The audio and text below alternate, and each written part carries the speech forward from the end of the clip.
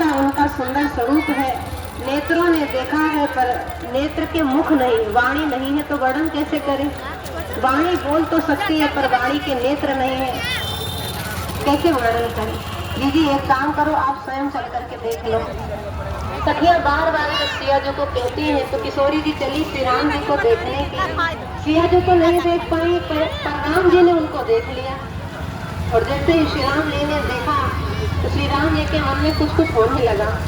उन्होंने लक्ष्मण भैया से कहा कि तात जनक तनयाय होई, तात जनक तनयाय सोए धनुष यज्ञ के कारण है। श्री जनक की पुत्री है जिसके कारण से धनुष यज्ञ हो रहा है। श्री लक्ष्मण जी ने श्री राम जी के भाव का अनुमोदन किया। श्री राम जी ने कहा मेरे मन में देख करके इतना आकर्षण क्यों उत्पन्न हो रहा है। ऐसा तो नहीं होना चाहिए क्योंकि मैं रघुवंशी हूँ। रघुवंशी कर सहज स्वभाव मन कुपंथ पद धरे न पाओ, पर मेरा मन इनकी ओर बार बार आकर्षित हो रहा है। इसका तात्पर्य है कि विधाता ने कुछ विधान कर रखा है, इसलिए ऐसा हो रहा है। श्री लक्ष्मण भैया ने सोचा कि सिया जी को भैया ने देखा तो भैया तो गए काम से, अब मैं कुछ ऐसा करूं कि माता जी भी भैया को जल्दी चल के श्री लक्ष्मण जी प्रभु को लेकर के एक लताओं का जैसे मंडप बना हुआ था। लता वितान ऐसे तरह जैसे कोई मंडप बना हो, वहां लेकर के गए, श्रृंगार कराए श्री राम जी का। उन्हीं लता मंडप के एक कोने से श्री राम जी की छवि बाहर दिखाई दे रही है। तो जिस सखी ने पहले श्री राम जी को देखा था, आकर के सिया जी को समाचार दिया, उसी सखी ने फिर देखा, उसने देख लिया और अब उसने श्री सिया जी को दिखाया।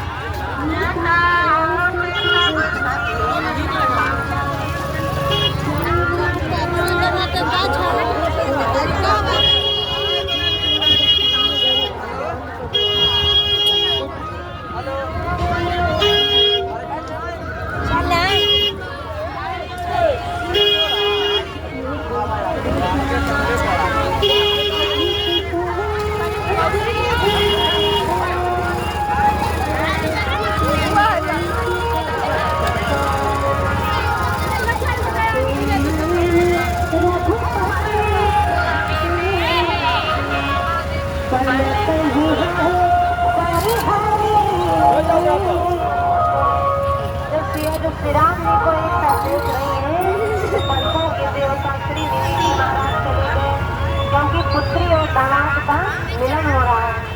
पुत्री दामाद की ओर देख रही है, यहाँ पर्दा है बड़ा, तो निमी जी पलकों को चले गए। सिया जो देखती रही, सखियों ने देखा कि ये तो डूबती जा रही है। सिया जी ने